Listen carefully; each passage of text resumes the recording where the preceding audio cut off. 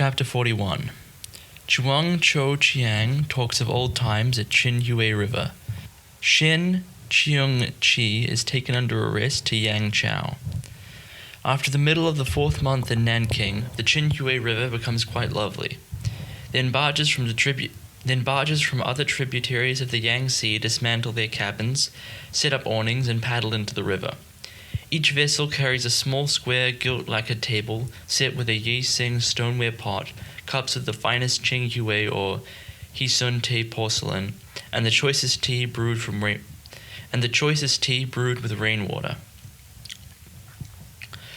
Boating parties bring wine, dishes, and sweetmeats with them to the canal, and even people traveling by boat order a few cents worth of good tea to drink on board as they proceed slowly on their way. At dusk, 2 bright horn lanterns on each vessel are reflected in the water as the barges ply to and fro, so that above and below are bright. Fluting and singing are heard all night, and every night from Literary Virtue Bridge to Lockyer Crossing Bridge and Eastwater Guardhouse. The pleasure goers buy water rat fireworks, which project from the water and look like pear trees in blossom when lit off. The fun goes on till the 4th watch each night. Wu Shu of the Imperial College had his birthday at the end of the 4th month. He was too poor to give a party, but Tu Shaoqing prepared refreshments and a few caddies of wine, ordered a sampan with an awning, and invited Wu Shu to spend the day with him on the river. He asked Wu over early, and after a meal in Tu's riverside house, they boarded the boat through the back door, which opened on the water. "Let's first go somewhere quiet," Wu Shu said Tu. He ordered the boatmen to punt to Pilgrim's River and back, while they drank slowly. By the afternoon they were both a little drunk. When they reached Lucky Crossing Bridge and went ashore for a stroll, they noticed a placard on the landing stage.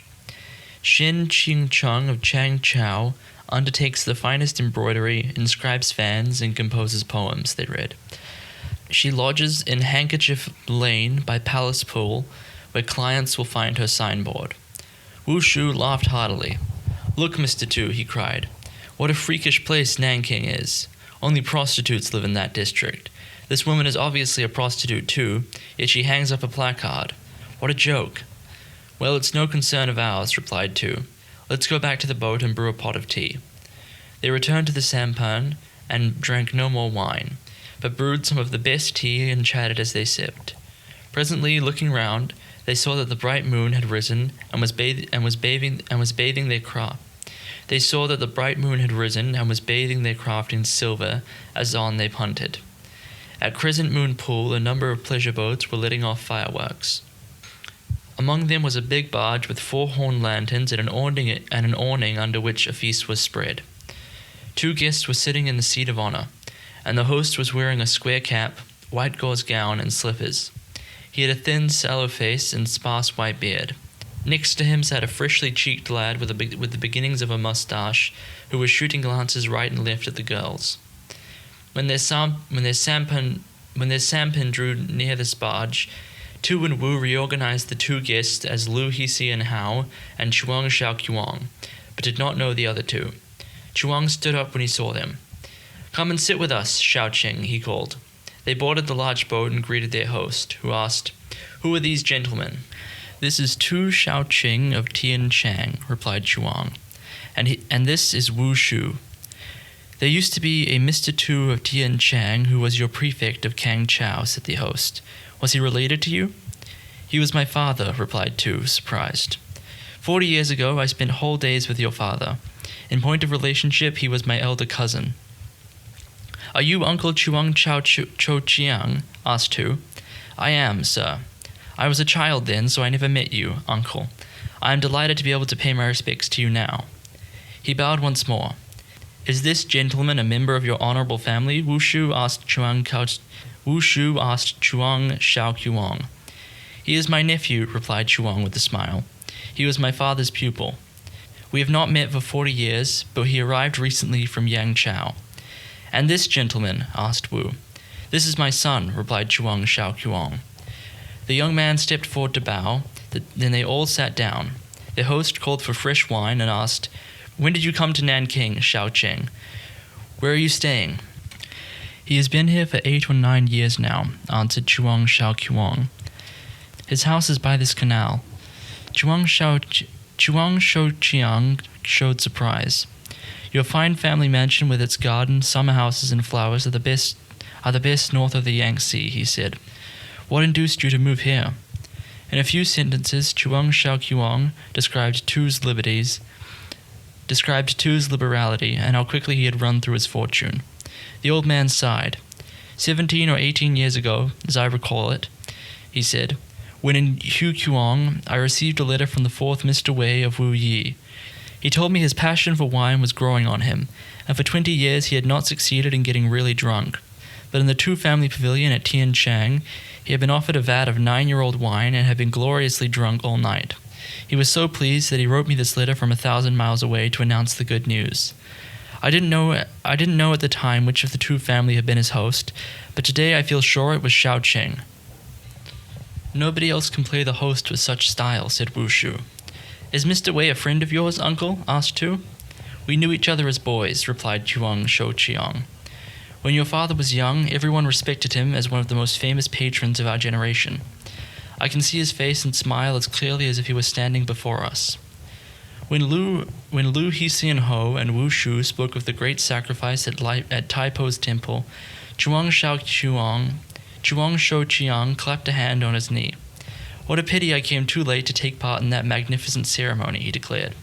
I must find some great occasion to assemble you all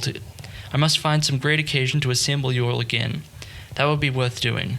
They talked freely of past and present, and drank till midnight. By the time they reached Tu's riverside house, the lanterns along the canal were fading, and the piping and singing were dying away. Suddenly, close at hand, they heard a jade flute. We must be going, they said.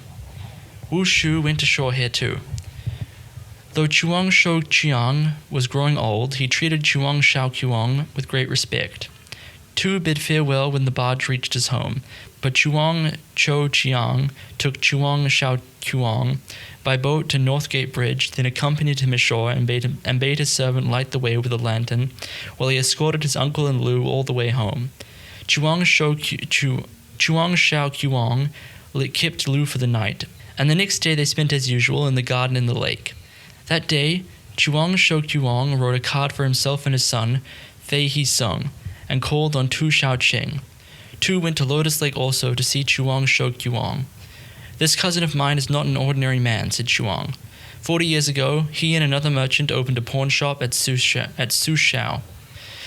When his partner lost his money, my cousin cheerfully made over to him his own capital of 20,000 taels and the pawn shop. Then, with his luggage over his shoulder, he rode a jade ass out of Suchao.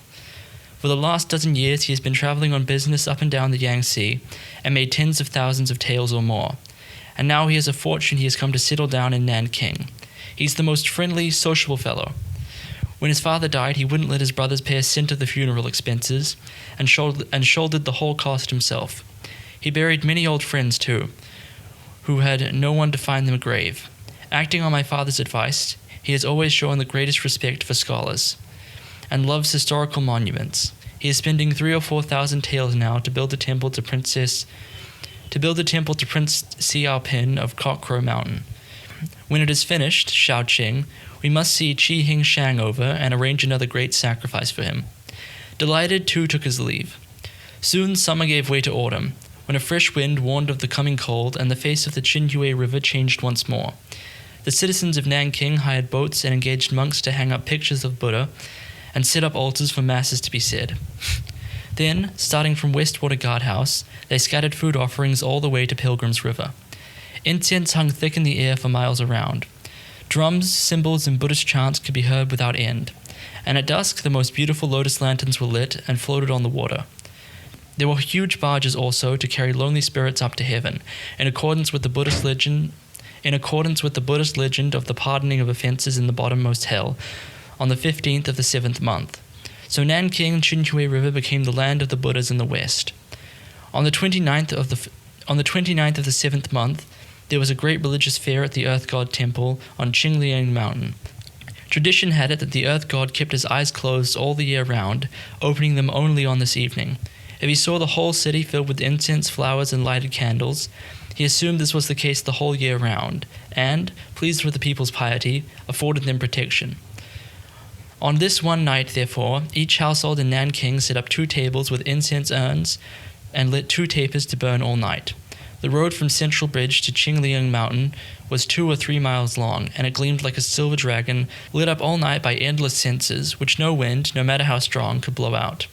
Men and women from all over the town came out to burn incense and watch the fair. Shin Cheung-chi, who lived in one of the houses at Palace Pool, went out with her landlord's wife to burn incense too. Since arriving in Nanking and hanging up her signboard, customers had come to her to order poems, calligraphy, and embroidery. There were plenty of meddlesome young ruffians too, who brought their friends to stare at this beauty. As Cheung-chi was returning from burning incense, because she was gaudily dressed, a great crowd followed her. Among it, Chiang Fei-si-sun. When he saw her turn into Palace Pool, he wondered who she could be. The next day he called on Tu Shaoqing. This Shin Cheung-chi lives at Palace Pool, he told Tu. But when young toughs take liberties, she lashes them with her tongue. The girl is a mystery. Why don't you go see her, Shaoqing? I have heard something of the sort, said Tu. There are many unfortunate people nowadays, and she may have come here to escape from trouble. I have been meaning to go and find out. He kept Fei Hiseng there to look at the new moon and invited Qi Hing Shang and Wu Shu as well. After chatting for a little while, Fei Hiseng spoke again of Shin Cheung-chi, who sold poems at Palace Pool. Never mind what she's like, said Tu.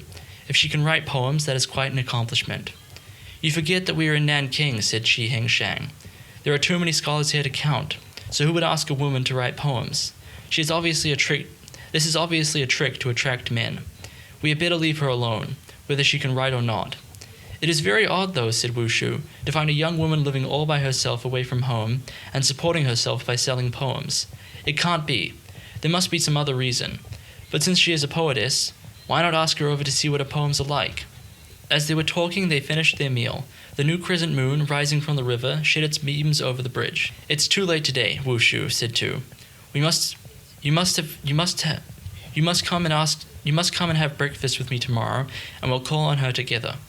Wu Shu agreed to this, then left with Qi Hing Shang and Chuang Fei Hiseng. The next day, Wu Shu came to Tu's house, and after breakfasting, they went to Palace Pool. They found a low building with a score of men clamoring before the gate. Going closer, they saw a girl of 18 or 19 who was scolding in the crowd. She had dressed her hair up in the style of low-class women and wearing a sapphire blue gauze cap with a wide collar. After listening for a few minutes, the scholars realized that some of these men had come to buy embroidery incense pouches, and that some local troublemakers were trying to blackmail them, though they had nothing to go on, but the girl was berating them. When Tu and Wu grasped this, they went in, and at their arrival the others scattered. Seeing that the 2 newcomers looked different from the ordinary run of customers, Cheung-chi hastened to greet them with a curtsy. They sat down and made polite conversation for a time. Mr. Tu Shaoqing is the foremost of our poets here, said Wu Shu. Because we heard your work praised yesterday, we have come to ask for your instruction. In the half year I have been in Nanking, replied Cheung-chi. All the men who have come here have taken me either for a prostitute or a member of some brigade's band. How I despise such people. Today you 2 gentlemen have come neither to take advantage of me nor because you suspect me. I remember my father saying, there are many scholars in Nanking, but Mr. Tu Shaoqing is the only true gallant among them. How right he was. I don't know whether you are here on a visit, sir, or whether your wife is in Nanking as well. My wife lives with me in one of the riverside houses. Is that the case? In that case, may I call to tell her my story? Tu consented to this and left first with Wu Shu. She certainly seems a strange case, said Wu Shu. She doesn't look wanton enough to be a prostitute, nor vulgar enough to be a concubine someone has driven out. And although she's a woman, there is something very gallant about her. That smart costume of hers is quite charming. Yet judging by her hands, I fancy she is an expert in boxing. Of course, nowadays, we are not likely to find swordswomen like the girl in the carriage of red thread of the Tang dynasty. I suspect she is a girl of spirit who has been badly treated and run away. When she comes to your house, you must question her, and see if my judgment is correct. By this time they reached Tu's threshold, where they found Mrs. Yao with a crate of flowers on her back. "You've come just at the right time, Mrs. Yao," said Tu. "We are expecting an unusual guest, and you can look on." He invited Wu Shu inside to sit down, then went in with a flower seller to tell his wife. Presently Chiang Chi arrived with a seat and chair and alighted at the gate. Tu ushered her into the inner chamber, where his wife greeted her. They sat down and tea was served. Chiang Chi had the seat of honor, Mrs. Tu the place of hostess, and Mrs. Yao was seated on one side, while Tu sat by the window. After the usual conventional remarks, Mrs. Tu said, "You are very young, Mrs. Shin, to be living away from home. Have you no one to keep you company? Do you have parents at home? Are you engaged yet? My father was away for many years as a tutor, and my mother has died. I learned needlework and embroidery as a girl, so I have been trying to make a living by needles since coming to Nanking. Just now Mr. Tu was kind enough to call and invite me to your house. And now you are so good to me, madam, I feel I am among old friends." "Mrs. Shin does the loveliest embroidery," cried Mrs. Yao. "Yesterday in Ko Lai Kuan's house, I saw an embroidery picture of the goddess giving children, which the young mistress there had brought. She said she brought it from Mrs. Shin. It was prettier than any painting." "It was nothing," replied Chiang Chi. My work is not worth looking at." Presently Mrs. Yao went out. Then the girl fell on her knees before Mrs. Tu, who, quite taken aback, helped her up. Chiang Chi described how the salt merchant had tried to trick her into becoming his concubine, and how she had taken some valuables and fled. "I'm afraid he still wants to get hold of me, and may track me down," she said. "Can you save me, madam? Those rich and powerful salt merchants live in such luxury that scholars often cower before them," said Tu. "You are a weak woman, yet you held them as cheap as dirt. Admirable. This fellow is sure to come after you, though, so there is trouble in store for you. Still, there's not much he can do." As he was speaking, a servant came in. "Mr. Wu wants to speak to you, sir," he said. When Tu walked into the room overlooking the river, he saw two men with their arms at their sides by the door. He was disconcerted to see they looked like court runners. "Where are you from?" he asked. "Who told you to come inside?" "I told them to come in," said Wu. "This is extraordinary. Our country government has received a warrant from Chiangtu County and sent to arrest that girl on the grounds that she is the runaway concubine of a salt merchant named Sung. What do you think of my insight?" "She is in my house now," replied Tu. "If we give her up, it will look as if we put her up to this, and they will think in Yangchao that we have been hiding her. I don't care whether she ran away or not. It wouldn't look good to hand her over here." That is precisely why I asked the runners in," said Wu Shu. "The best thing, Xiaoqing, would be for you to give them a little silver and send them back to Palace Pool. They can arrest her when she goes home." Tu took Wu Shu's advice and gave the runner 40 cents of silver, whereupon they left, not daring to raise a single objection. When Tu went back to his wife's room to tell Chiang Chi what had happened, both Mrs. Tu and Mrs. Yao were shocked. "Never mind," said Chiang Chi, rising. "Where are the runners? I'm going to go with them." "I sent them away," said Tu. "You must have a simple meal with us." You must have a simple meal with us, and Mr. Wu is writing a poem for you. Wait till he has finished it." He made his wife and Mrs. Yao sit down to a meal with Mrs. Shin, then went to the room overlooking the river to find a volume of his own poetry. When Wu Shu had finished his poem, Tu weighed out the 4 taels of silver, made a package of it, and bade a servant take this with the poems to the mistress as a parting gift for Mrs. Shin. When Chiang Chi had taken her leave, she mounted the chair and went straight back to Handkerchief Lane. The 2 runners, waiting at the gate, barred her way.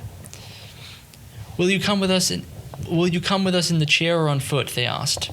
"There's no need to go in." "Are you from the governor's yamen or the chief censor's yamen?" demanded Chi Chung. "Have I broken the law or committed high treason? You've no right to stop me from going in. You can frighten only country folk by your bluster." With that she got down from her chair to walk coldly in, and the runners let her pass. Having packed the poems and silver in her jewel box, she came out again. "Take me to the country yamen," she ordered the bearers. The bearers asked for a tip. What about us?" put in the runners hastily. "We got up at dawn, waited for hours outside Mr. Tu's house, and to save your face, let you come back here by chair. Even a woman should know we expect some thanks." Jiang-Qi realized that they wanted money but paid no attention. She promised the chair-bearers an extra 24 cash, and they carried her to the Yamen. There was nothing the runners could do but report at the magistrate gate, "We have brought that girl Shin." The magistrate summoned her to the court for questioning. When she was brought in, he saw that she answered to the description. "A woman should abide by the conventions. Why did you run away alone, stealing Mr. Sung's silver, and hide in my district?" "Sung Wei-fu tried to force a respectable girl to become his concubine," she reported. "When my father brought a charge against him, he bribed the magistrate so that my father lost his case. I shall never forgive him as long as I live. Besides, though I am not talented, I have some education. Why should a girl who may later marry Chang Er be compelled to serve a vulgar slave of Wei Huang? So I ran away. This is the truth I am telling. This is not my affair. You'll be questioned in Jiangtu County. You say that you have had some education. Can you compose a poem for me now? Please set the subject. I shall be glad of your criticism." The magistrate pointed to the locust tree outside the hall. "Take that as your subject," he said. Without losing her head in the least, Jiang-Qi composed a poem of 8 lines with 7 characters in each. It was so well done and quickly done that the magistrate was impressed. He ordered the 2 runners to go back to their lodgings to fetch her luggage and examined it in the court. And when in her jewel box he found a parcel of loose silver, a sealed package inscribed, "A gift for the journey, a book and a poem." He knew she was connected with well-known scholars in Nanking. He then wrote an official report. "Escort Shin Jiang-Qi to Jiangtu County," he charged the runners. "Take good care of her on the way and don't make trouble. I shall want a written report of her safe arrival." This magistrate had passed the examination in the same year as the magistrate of Jiangtu County and was a good friend of his. So he enclosed a confidential letter to his official report, asking his colleague to release Mrs. Shin and send her back to her father in order that she might marry again. When Jiang-Qi and the runners left the Yamen, a chair was hired to carry her outside the west gate to catch a boat to Yicheng. The runners stowed their baggage in the small hold 4 and rested there while Jiang-Qi went into the cabin. She had just sat down when a covered sampan came alongside with 2 more women who entered the cabin together. One was 26 or 7, the other 17 or 18. They were simply dressed but played the kote. Don't know that word. The man with them in a tattered felt hat had the red face of a toper and short, shaggy eyebrows. He carried their luggage into the cabin, and the 2 women sat down with Jiang-Qi. "Where are you going to, miss?" they asked. "To Yangchao. I suppose we shall be traveling together." "We are not going to Yangchao," said the elder of the 2. We get off at Yicheng." After a while, the boatman came to ask for the fare. The 2 runners spat and produced the magistrate's note. "Look," they cried, "see this? We're on public business, so be thankful we don't ask you for money instead of your demanding fares from us." The boatman dared not protest. After he had collected the passengers' fares, they set out, and soon the boat reached Swallow Cliff.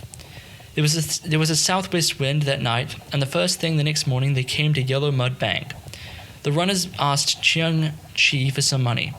I heard quite plainly yesterday," she said.